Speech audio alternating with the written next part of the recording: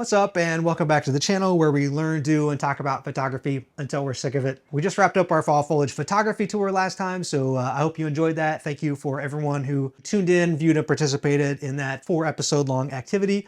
And based on the publication date of this video, I also hope that you had a great Thanksgiving holiday.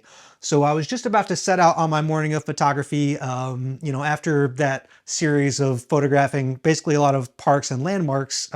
I wanted to get back in nature and just record like a simple morning of nature photography. And so that's what I have planned for today. And I don't normally like to lick my finger and stick it in the wind and prognosticate about the prospects of great or special weather conditions. I did want to share with you today what I look at sort of first thing in the morning when I'm trying to, sort of formulate an idea about what might be possible in terms of the weather. So it's just before sunrise, and as you might be able to see behind me, there is the sky is perfectly clear right now. And in fact, if you had the view that I have, you would see that there are also stars in the sky.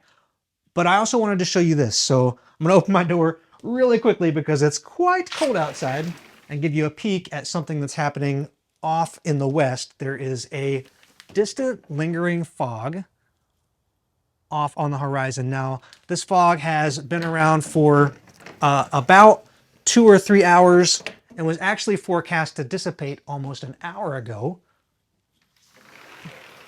But off that way, there's a river, and the fog does tend to linger a little bit longer around the river. So this weather condition is kind of special because it opens up the opportunity for things like sunbeams and other ways that the sunlight can come down and interplay with the fog. So my plan for today is to go down, look in the natural areas around the river where there hopefully is still a little bit of lingering fog, and see what the light is bringing us.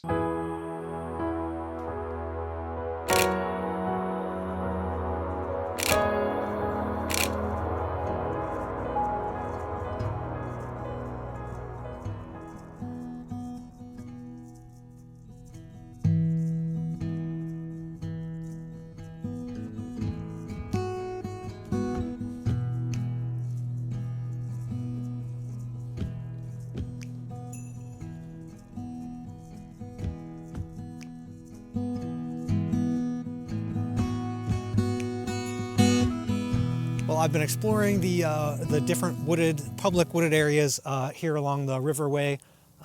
This is very close to where I live, so I'm familiar with most of them. There's one across the river there that not very many people know about. Actually, 2 over there, and then one that's just off here to your left, and that's the one that I've chosen, and I'll explain why that is in just a second. But I don't know if you can. Hopefully, you've got a sense of how foggy the riverway is, but unfortunately, the fog just doesn't have quite enough oomph to get up over these tall riverbeds, and so the fog is sort of constrained down to just on top of the river. The woods that I selected to explore today is probably the one that I've least photographed, so that was definitely one draw. I would love to have the opportunity to rectify that situation. In addition to that, the woods is really pretty, and I know I'm going to have great light this morning, even if I don't have fog and sunbeams and the whole show. But lastly, I'll give you an opportunity to see this in just a second, but there is a white glossy character to this woods this morning, which tells me that there's probably some fog overnight has clung to the plants and frozen to it. So it's sort of like a light hoarfrost, and it's not completely out of the question that when the sun hits that, that will sort of flash to a sort of a steam also and help me somewhat with the atmospherics. So I'm holding out hope that I might still get some special atmospheric conditions, but not counting on it, and certainly looking forward to making a photograph regardless.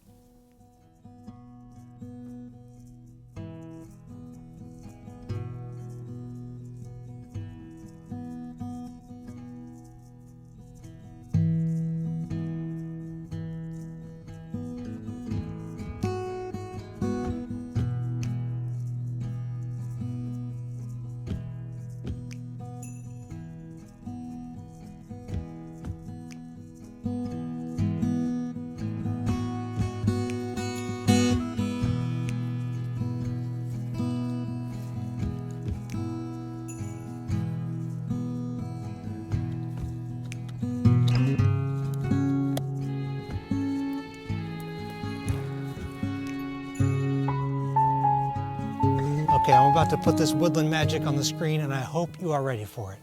3, 2, 1, go. What do you think? So I've already made a couple captures of this at a couple of different focal lengths. This is why I always bring the telephoto into the woods with me on days when I expect fog. If I were to make this photo from essentially the vantage point that you're looking from now, you know, it might be a little interesting or unusual, but being able to accumulate a lot of fog across a great distance is one of the stellar and outstanding uses for a telephoto lens working in any landscape, but especially forest landscapes. Okay, so I've picked out different trees to focus on, starting with this tree right here, which is probably the most interesting of the trees that I've found because it has that slight lean. And so I'm just sort of leaning it from just right of the center of the frame to just left of the center of the frame. So it's diagonally crossing the very center, and you can see that it's sort of living amongst a community of trees, enjoying this very special condition, much as you and I are. And it's completely lit by this layer of golden backlit foggy trees. I think this is just absolutely gorgeous, and I can't wait to get these captures home, to process them through, and to share them both in this video across my social media with my friends and family, because you know, what a great day to make it totally worthwhile to get out of bed, even if it was at an obnoxious hour. So one challenge that I can maybe talk about a little bit here is that there's so much happening with all these. This is a really weedy, busy area with lots of saplings growing up, and so I think I've learned from experiences in the past that you can spend a lot of time and waste a lot of time, especially precious time when these rare weather conditions are going on, trying to compose around and get over and find that perfect vantage point to you know, to eliminate a lot of those obscuring elements in the foreground. Whereas now I'm much more inclined to just let them be, let them sit, let them be out of focus and capture the moment while it exists, because these are such fleeting moments. Okay, I'm gonna work the camera around just a little bit more and capture a couple of different compositions. You know, things are moving so quickly here that I don't know if I'll make much more commentary to the camera. I think it would be a better plan if I just share with you the images that I captured right now.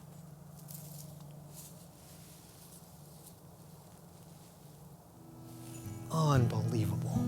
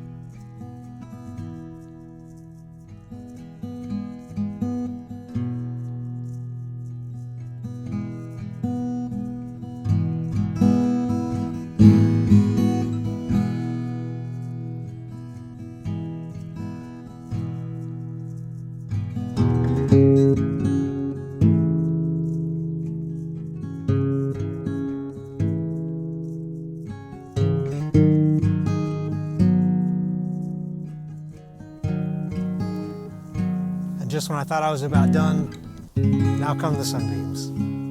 What a great morning.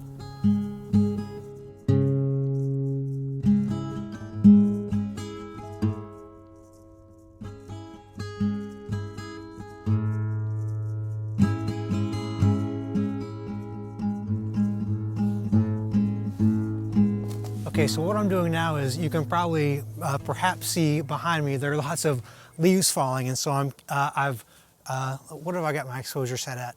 Raise the ISO to ISO 250 and open up the aperture to f7.1 so that I can get 125th of a second shutter speed.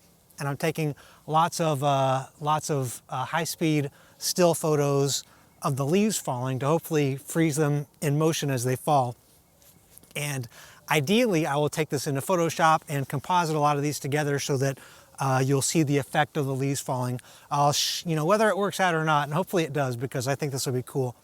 But whether it works out or not, I will show you the result of what I was able to capture using the shutter delay here. Also makes this a little bit tricky, but just sort of counting on banking lots and lots of exposures. But before I show you that, I will remind you that my Indiana Charms calendar is still on sale at the pre-sale price through Cyber Monday, so there's still an opportunity for you to pick that up at $12.99 if you're interested in Indiana imagery, in rural and Midwest scenery in general, or you just want to support my work. The last time I went calendar shopping, calendars were $14.99, so you can get a calendar that supports my photography efforts for less than the price of a generic calendar at indiana-charms.com, or just use the link down in the video description. Okay, let's see how this leaf exposure turned out.